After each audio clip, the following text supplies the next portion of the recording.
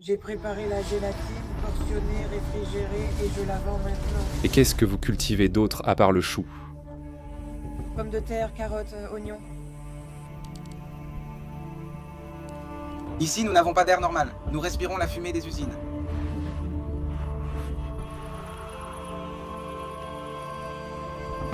Donnez-moi celle-ci, s'il vous plaît. On achète un peu de miel ici. Fais-leur le visa. Je leur fais le visa. Oui, emmène-les en Espagne.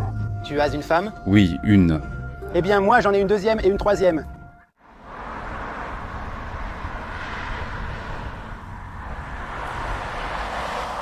En poursuivant la promenade à Magnitogorsk, la ville qui sépare l'Asie de l'Europe, en Russie, je suis venu faire un tour.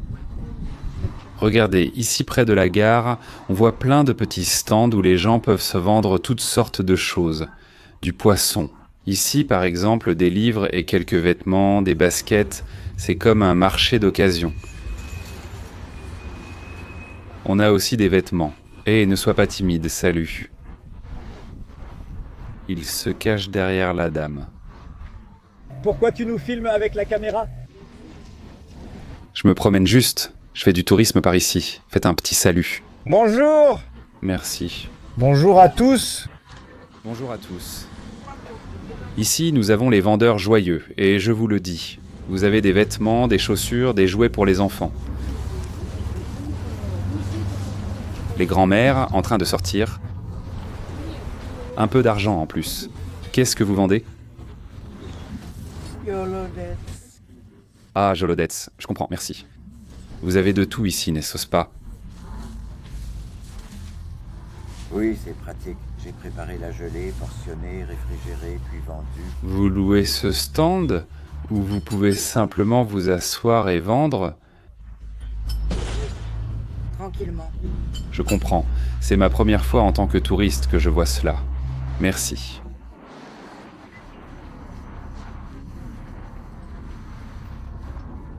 Plus de livres ici, des outils. Bonjour. Voici 2 portions et là-bas 4 ou 5. Les pommes sont à 3,50 € le kilo.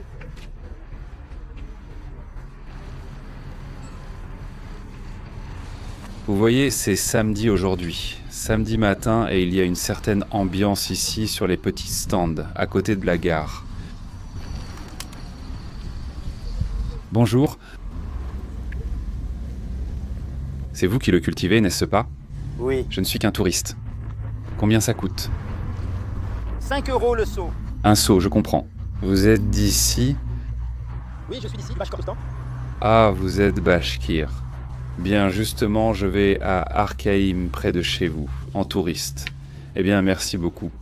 D'où venez-vous? D'Espagne. Je suis espagnol, mais ça fait 6 ans que je vis ici. Donne-leur un visa pour qu'elles aillent en Espagne. Très bien. Fais-leur le visa.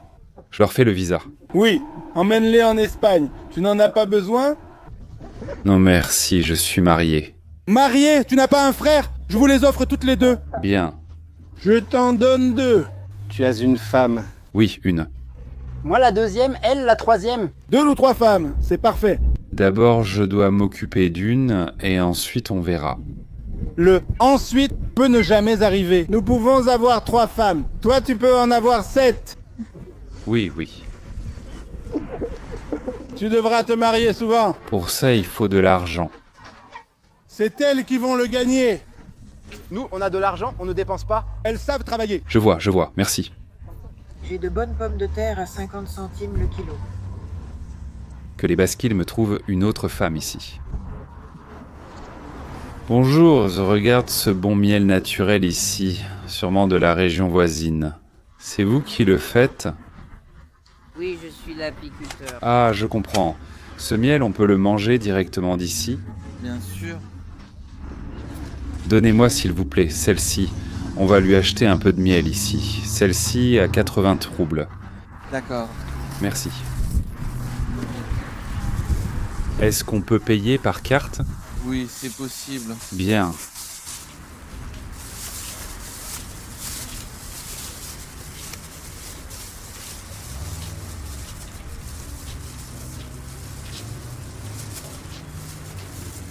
C'est déjà fini. Oui, Vous venez de Bachkirie? Oui. Vous vivez ici à Magnitogorsk? Je ne vis pas ici, je vis en Bachkirie. La Bachkirie, c'est loin? C'est loin, à 266 km d'ici. 4 heures aller-retour, plus ou moins. Oui. J'aimerais aussi connaître votre république. Ah. D'accord, merci beaucoup.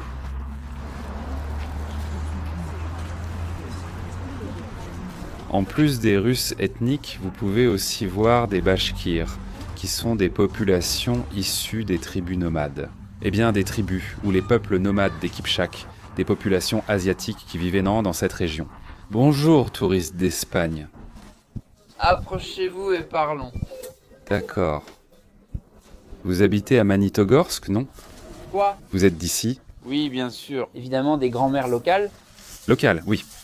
C'est quoi ça? Elles vendent ici tous les samedis et dimanches? Moi, chaque jour, oui. Je viens généralement une fois par semaine. Et aujourd'hui, je suis venue car je n'avais pas eu le temps avant. Et comment ça fonctionne? Vous louez l'emplacement? On s'assoit où on veut. Là où il y a de la place, on s'installe. Eh bien, je peux être ici aujourd'hui et demain, là-bas. Oui, je suis ici parce que ma place habituelle est prise. Comment se fait-il que tu parles si bien russe? D'où viens-tu? Je suis espagnol, mais Et où as-tu appris le russe? c'est ma femme qui m'a appris. Elle parle bien le russe? Merci, j'ai fait des efforts. Puis-je lui prendre une photo? J'étais en Turquie et le guide avait un tel accent que je ne comprenais rien. Elle parle très bien le russe. Oui, très bien. Presque sans accent car en Turquie... Merci. Eh bien, je considère que j'ai un accent prononcé. J'aimerais mieux parler russe, je ne le maîtrise pas encore. Nous lui apprenons. Oui. Viens avec les grands-mères, nous t'apprendrons tout. Savez-vous pourquoi Magnitogorsk m'attire? Parce qu'une partie se trouve en Europe et l'autre en Asie. Et vous vous considérez plutôt comme européenne ou asiatique? Magnitogorskienne. Magnitogorskienne. Femme de Magnitogorsk. Ça veut dire moitié-moitié. Dans notre droit, nous avons l'Europe à gauche, l'Asie. Très intéressant. Le fleuve Oural nous divise en 2 continents. Nous avons plusieurs ponts. Oui. Oui, j'y étais justement. C'est bon, merci. Je ne vous dérange pas plus longtemps. Merci. Bonne journée à vous. Merci beaucoup. Ah, regardez, vous avez des chaussettes et aussi des semelles en feutre. Je vais acheter quelque chose pour la grand-mère, puisque je suis ici et qu'elle a accepté de parler avec moi. Voyons ce que je peux lui acheter. Oh, j'ai oublié de vous acheter quelque chose avec toute cette discussion. J'ai de la coriandre, du persil, de l'oseille et de la nette. C'est de notre propre culture. Tu l'as cultivé? Oui, j'ai le potager derrière la gare. Je viens juste d'y aller. Donnez-moi des carottes, s'il vous plaît. Oui. C'est combien? 50 roubles. Je n'ai pas de monnaie. Qu'est-ce que tu veux d'autre? Une seconde, j'ai 50 ici, je ne sais pas, 60 ou 70. Je ne sais pas combien il y a. Laisse-moi compter. S'il te plaît, ce n'est pas nécessaire. Attendez, jeune homme. Non, s'il vous plaît. Comme ça, vous avez de la monnaie. Nous sommes honnêtes. C'est pour ça. Moi aussi. Ce n'est rien, s'il vous plaît, ne le prenez pas mal. Hier, en faisant des courses au magasin, il y avait des enfants. Ils devaient avoir environ 10 ans. Il leur manquait 10 roubles pour l'eau. J'ai demandé à la caissière de prendre leur part sur ma carte. Regardez, vous voyez? Ils auraient pu dire merci. La caissière a dû dire « Remerciez votre grand-mère ». J'ai dit, on ne leur a pas appris ça à l'école. Non. Il manquait d'eau, j'ai demandé le montant et j'ai payé. Encore une fois, merci.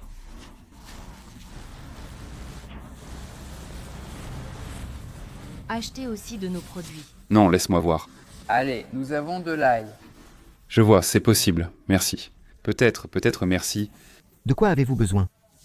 Je vais peut-être acheter des chaussettes. Tout ce dont vous avez besoin. Oui. Tout ce qu'il vous faut, cher. Ici. Qu'est-ce que vous avez ici? Vous vendez du beurre. Beurre, crème aigre, fromage, fromage blanc, lait, de tout. Fromage blanc, c'est ça. On peut payer par carte? Oui, c'est possible. Du fromage aussi, d'accord? Oui. Ces œufs-là sont-ils cuits? Je les mangerai directement. Oui. Très bien, merci. n'aurais pas 20 roubles pour moi? Non, j'ai déjà tout donné à la grand-mère. Oh, quel dommage que tu l'aies donné à la grand-mère et pas à une fille. Salut, salut. Salut, mais qu'est-ce que vous faites ici? C'est votre récolte? Oui. Toutes les grand-mères et vous ici, si jeunes. Tu as un vlog? Oui, quelque chose comme ça. Tu veux une courgette? Non, moi... Ils sont petits et ils sont très bons. Vous venez de Magnitogorsk? Oui. C'est la grand-mère qui les cultive, et vous, vous les vendez? Oui, nous les rapportons du marché de l'école. À l'école. Ce qui reste, nous le vendons. Je comprends. Et comment ça marche? Ce sont les élèves qui le vendent? Oui. Je comprends. D'où viens-tu? Eh bien, je suis espagnol. Vraiment? Mona Trabous? Qu'est-ce que ça veut dire, Mona Trabous? Mona ama arbuz. Mona aime le pain blanc. Ah... Spécial. Mono aime le pain blanc. Cela veut dire que Mono aime le pain blanc. Oui. Où as-tu appris ça? Elle étudie l'espagnol. Oui. Oui. Au début, je ne comprenais rien. C'est une phrase étrange. C'est tiré d'un dessin animé? Non, tout de mémoire. Où habites-tu? À Moscou. Tu es du coin? Et pourquoi es-tu venu ici? Eh bien, l'endroit m'intéresse. Je suis en voyage. Je le filme. Elle est vue comme la frontière entre l'Europe et l'Asie. Prends une courgette comme souvenir. Non, j'ai déjà acheté. Pour 20 roubles. Je n'en ai pas plus. Tu peux payer par carte. Je vous envoie quelques roubles pour discuter. Je ne prends pas la courgette. Donnez-la à quelqu'un d'autre. Que faites-vous généralement ici, les jeunes? Nous vivons... Ils vivent ici tranquillement. Passe le jus. Tu as Sperbank? Oui, c'est ça. D'accord. Je voulais vous demander en 2 mots. Dites-moi comment on vit à Magnitogorsk. Comment est-ce la vie ici? C'est une vie difficile. Difficile? Pourquoi?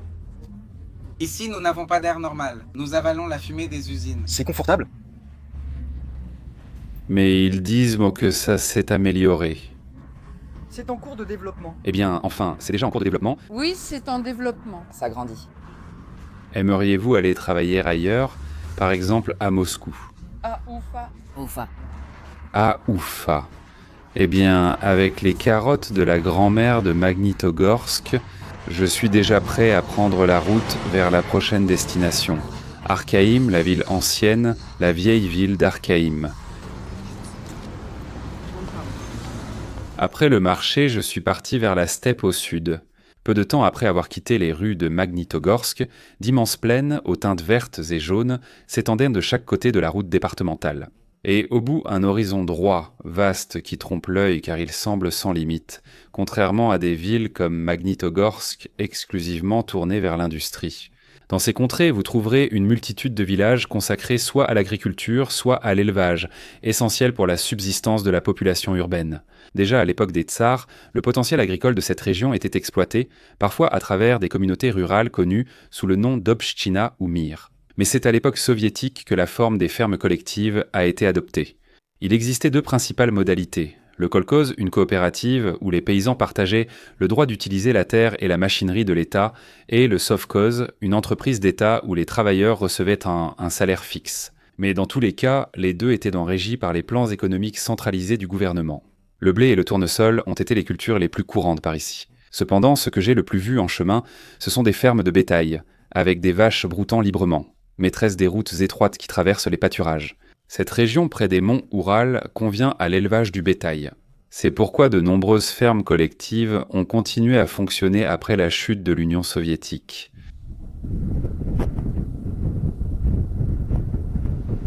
Jetez un coup d'œil un instant là où je viens de m'arrêter. Tout cela ressemble à d'anciennes fermes collectives. Je me suis arrêté dans le petit village d'Obrouchevka, en route vers Arkhaïm. Voici l'arrêt de bus. Voilà à quoi ça ressemble. Au fond, on aperçoit aussi une grange ou la suite de la ferme collective. Voici la route qui la traverse, et ce qui m'a le plus frappé depuis la route, c'est cette fresque de Lénine ici, avec l'inscription « Les plans du parti sont les plans du peuple ». Il est déjà un peu écaillé, mais il conserve encore presque tout son design.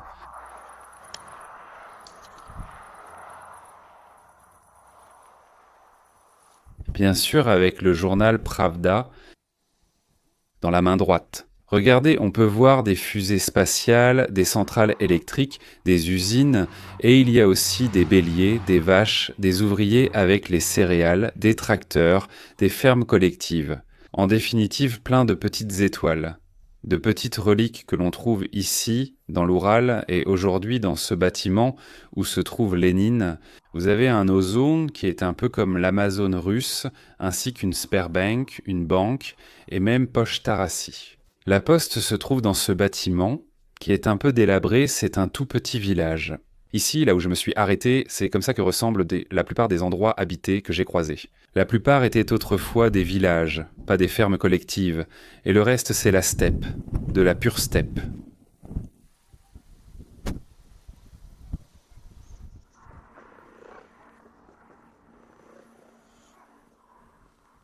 Nous vendons des pommes de terre. Appelez ce numéro de téléphone. Nous vendons du porc en morceaux. Je prépare des bouquets pour le sauna, pour le bain. Les annonces que vous pouvez voir ici sur l'affiche de l'immeuble.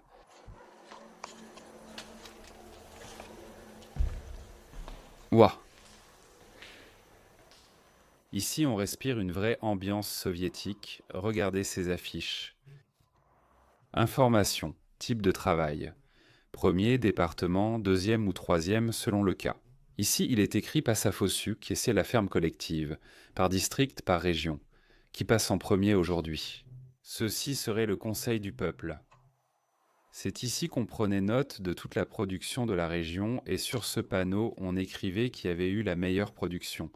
Et ceux qui avaient pas la meilleure production recevaient un prix ou un diplôme.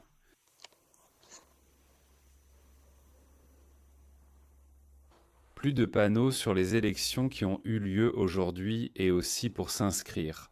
Ne pas fumer, ne pas se battre. Panneaux soviétiques. Et tout est rempli d'étoiles et d'épis de blé, ces reliefs. Je vous le dis, c'est de l'histoire pure. Regardez quelle petite fenêtre ici. Sûrement que tous les agriculteurs arriveront par ici. Pour notifier leur production. Et pour recevoir l'argent. Voici la caisse.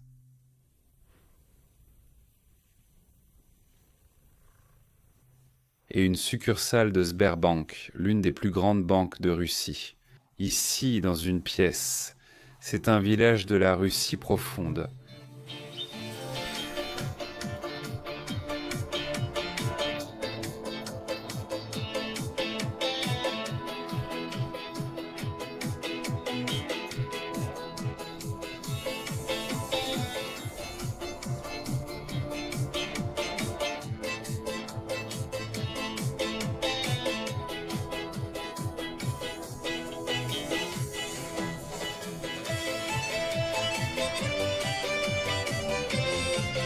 De nombreuses personnes, moi y compris, ignorent souvent la riche histoire des steppes eurasiatiques. Souvent, quand on les mentionne, on pense à des images de Huns, de Mongols et de tribus turques qui les ont dominées au Moyen-Âge.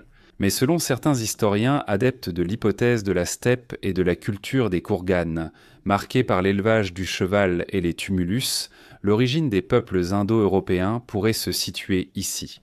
On situe leur apparition vers 4000 avant Jésus-Christ. On pense qu'un long processus migratoire et d'assimilation sur 3000 ans a formé diverses populations, ensuite installées en Europe, Méditerranée, Caucase et Asie centrale. C'est dans ce contexte qu'entre en jeu l'une des raisons pour lesquelles j'ai décidé de faire ce voyage à travers l'Oural. Le site d'Archaïm, de la culture Sintashta, issue d'autres cultures de la steppe, a prospéré à l'âge du bronze au sud de l'Oural vers le 2e millénaire avant Jésus-Christ. Sa découverte a surpris la communauté internationale, car ils étaient aussi avancés, voire plus, que d'autres civilisations contemporaines comme l'Égypte, la Mésopotamie ou la Crète. Parmi les choses qui m'ont le plus surpris, c'est que leurs villes, des forteresses, ne se développaient un peu pas à partir de villages ruraux, mais suivaient un plan d'urbanisme précis.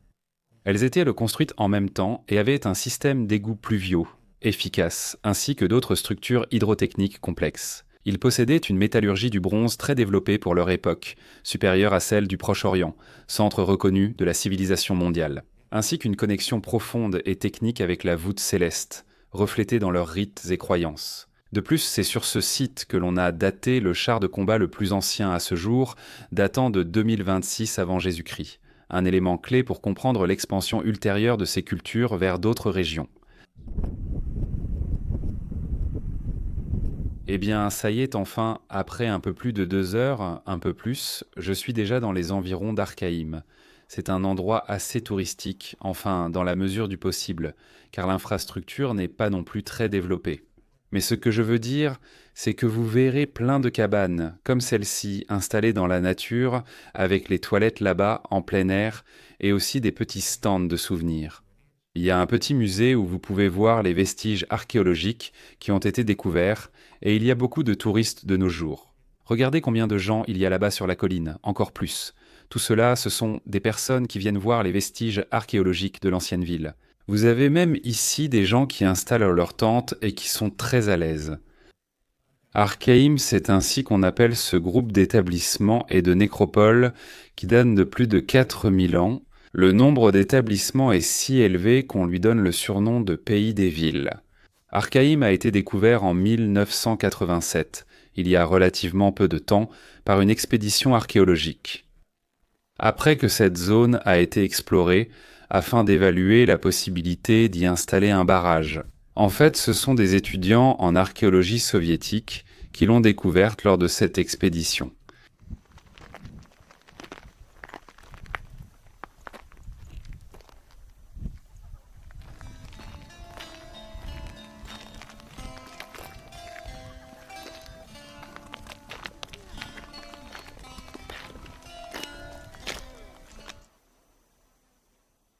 La première chose qui attire l'attention dans ce complexe, c'est cette montagne là-bas. On l'appelle la montagne du chaman. Et on pense qu'elle avait pour ces cultures une grande signification religieuse ou spirituelle. Puisque c'est l'un des points les plus élevés d'où l'on pouvait voir Archaïm, la ville vers laquelle je me dirige maintenant et d'où l'on suppose qu'ils accomplissaient leurs rituels de l'époque, les rituels religieux d'alors. En entendant parler de cette ville pour la première fois, j'ai été surpris par son ancienneté. En fait, cela a surpris tous les archéologues de l'époque, car on suppose qu'il s'agissait de cultures indo-iraniennes. Les Aryens, et ils n'imaginaient même pas qu'ils étaient allés aussi loin au nord. La ville d'Archaïm est parfois surnommée l'Observatoire de la Steppe pour son plan circulaire orienté vers le soleil et les étoiles. Ajoutez à cela que plusieurs murs et couloirs sont alignés avec des éléments célestes, comme les solstices et les équinoxes. En plus du char que je mentionnais précédemment, d'autres éléments intéressants ont été découverts, comme des svastikas et des symboles solaires sur des céramiques ou des structures rituelles. Une des preuves majeures utilisées par les archéologues pour relier la culture Sintarta à l'origine des peuples aryens.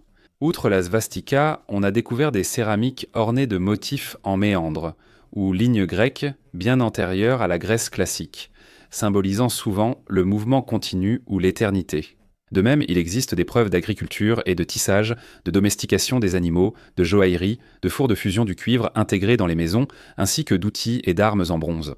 Fait intéressant, on a récemment découvert le squelette d'une femme à la tête allongée, comme d'autres cas trouvés au Pérou ou en Égypte. Cependant, les analyses publiées indiquent qu'elle a vécu au IIe siècle, enterrée au même endroit, mais issue d'une autre culture que Sintashta. Enfin, selon les estimations des archéologues, les habitants d'Archaïm ont occupé la ville pendant une courte période, entre 150 et 200 ans, avant de l'abandonner lors d'un processus planifié et pacifique, au cours duquel ils ont retiré toutes leurs affaires et incendié délibérément les structures en bois. Comme raison principale, l'épuisement du minerai de cuivre et du bois a été avancé, bien qu'il existe également des théories évoquant la contamination de l'eau et du sol, résultant de l'intense activité métallurgique.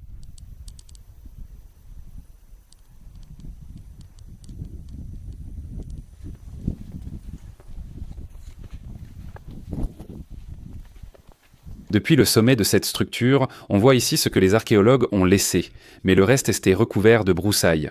Si les fouilles se poursuivaient, nous verrions ici les cercles concentriques.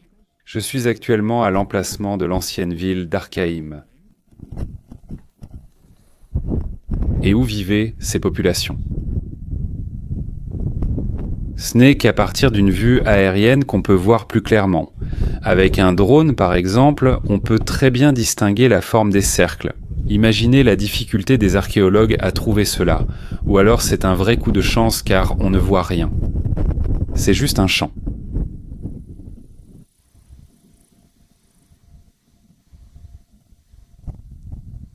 On ressent une grande tranquillité ici. Je dois être sincère. Là où il y avait sûrement de l'agitation autrefois, il ne reste plus rien aujourd'hui et cela me fait réfléchir et devenir poétique. Combien de villes que nous connaissons aujourd'hui, si animées, existeront encore dans 4, 5 ou 6 000 ans?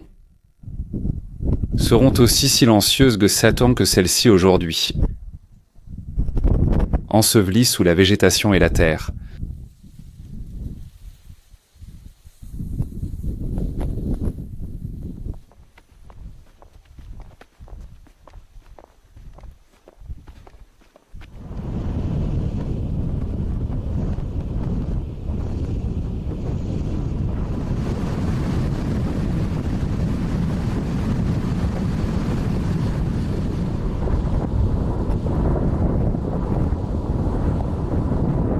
Bonjour, s'il vous plaît. Puis-je manger quelque chose ici? Je ne sais pas. Vous ignorez? Vous n'êtes pas d'ici? Je vis ici, mais je ne saurais pas vous dire. Un restaurant? Non, pas ici. Allez au centre. Là-bas, il y aura peut-être quelque chose. Compris, merci beaucoup. Excusez-moi. Ne vous inquiétez pas, merci. Je me suis arrêté dans un village pour voir si je pouvais manger, car je n'ai presque rien mangé aujourd'hui. Mais il me semble que non, que c'est trop petit pour qu'il y ait, même le stand typique de vente d'empanadas. Ici, on ne voit que des maisons résidentielles des agriculteurs ou des éleveurs qui vivent ici, qui travaillent la terre d'ici. Salut les enfants, vous ne connaissez pas un endroit par ici pour manger quelque chose? Des empanadas. Regardez, vous devez tourner. Oui, ici à droite. Oui, puis à gauche, et ensuite...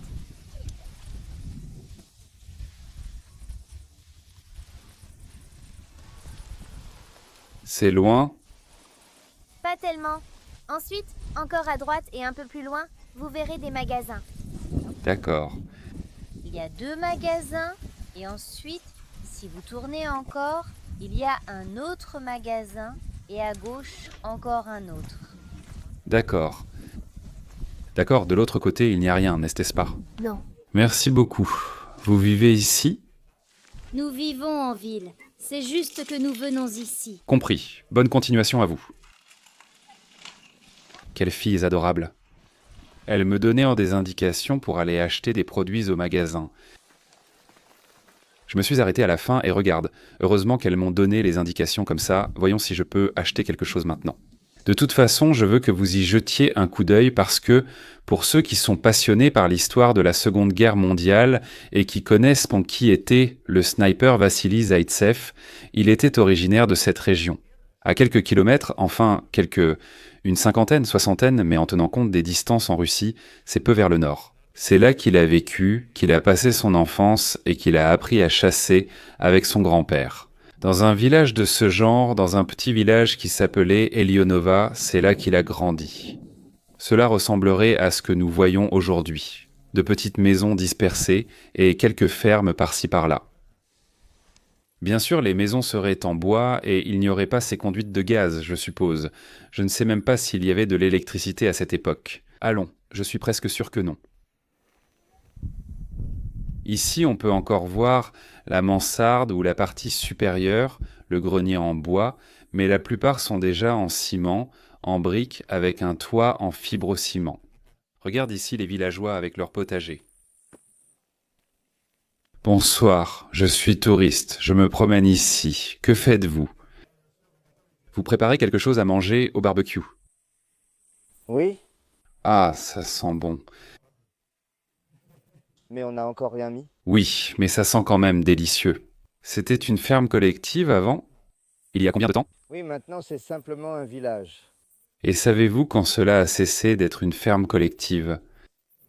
Nous ne savons pas, nous venons d'emménager. Je vois. Il ne reste donc aucune trace de la ferme. Rien, seulement ceux qui veulent cultiver pour eux-mêmes. Je comprends. Comme ce potager qu'ils ont ici. Oui, il y avait un potager. Ah, je comprends. Il y avait du chou. Nous en avons déjà récolté la moitié, c'est tout ce qu'il reste. Et qu'est-ce que vous cultivez d'autre à part le chou? Des pommes de terre, des carottes, des oignons. C'est pour vous ou pour la vente? C'est pour nous. Pourquoi pas? Nous ne vendons pas. La terre ici est de la terre noire, n'est-ce pas? Oui, nous avons du tchernosium. Tchernosium? Alors tu n'as pas besoin d'engrais. Comment ça, non? On en met quand même. Je comprends. On en met peu car la terre n'exige pas beaucoup d'engrais. Bonjour. Les fameuses terres noires s'étendent à travers l'Asie, par ici au sud de l'Oural, et elles vont pratiquement jusqu'à la Mongolie. Eh bien, de moins en moins. Il est vrai que c'est entre la mer Noire et la mer Caspienne qu'elles sont le plus concentrées. La région de l'est de l'Ukraine, aussi, enfin toute l'Ukraine, le sud de la Russie, et elles arrivent jusqu'ici. Il est vrai qu'ici le climat est peut-être un peu plus rude que dans les régions du sud de la Russie, mais on peut quand même tirer profit de la terre.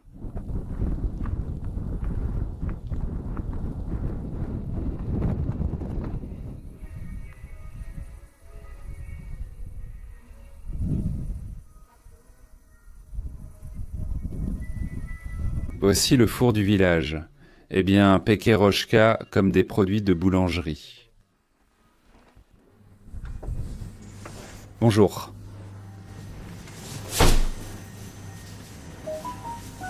Rien. Ça n'a pas été possible. Ils n'acceptent que les paiements en espèces. Voyons voir. Oui, ici, dans un autre magasin, au moins, ils acceptent le paiement par carte. Tout est déjà fini? Oui, des pizzas, des empanadas au chou, des sucreries. Il vous reste des empanadas? Ils ont tout emporté. Je comprends. Oui, on me l'a apporté ce matin tout chaud et à 11h, il n'y en avait déjà plus. D'accord. Il vous reste de la saucisse et du pain? Non, il n'en reste plus, tout est parti. Mon Dieu, j'ai faim. Vous avez de l'eau? Oui, j'en ai. 100 bulles? 100 bulles, s'il te plaît. 50 roubles. Bien. Et donnez-moi aussi des saucisses, s'il vous plaît, et un morceau de fromage. D'accord. Avez-vous du pain grillé? Non. Quelle saucisse voulez-vous? Avez-vous de la saucisse du docteur? Du docteur? Oui. Comme ça, c'est bien. Pas besoin de fromage. Alors non. Donc pas de fromage? Non. D'accord. Avez-vous du pain frit? Oui, j'ai celui qui vient avec de la sauce. J'ai une saveur de cornichon avec de la sauce tartare et du ketchup. Ceux au cornichon, s'il vous plaît.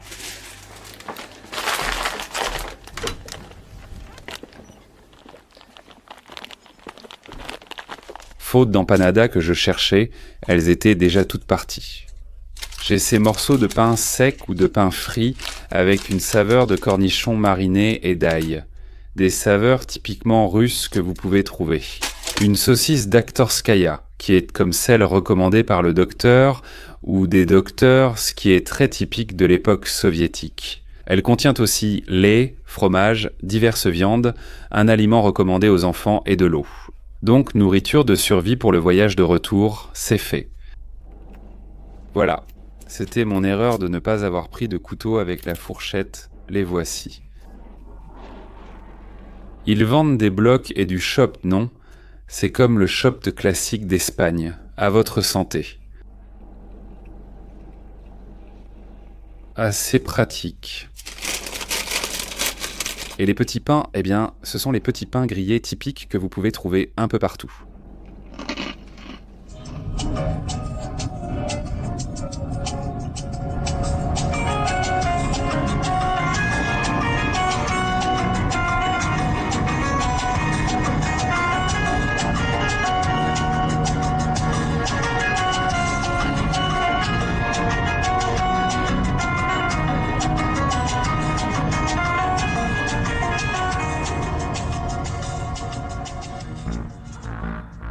Nous sommes 3, il arrive. Descendez bien.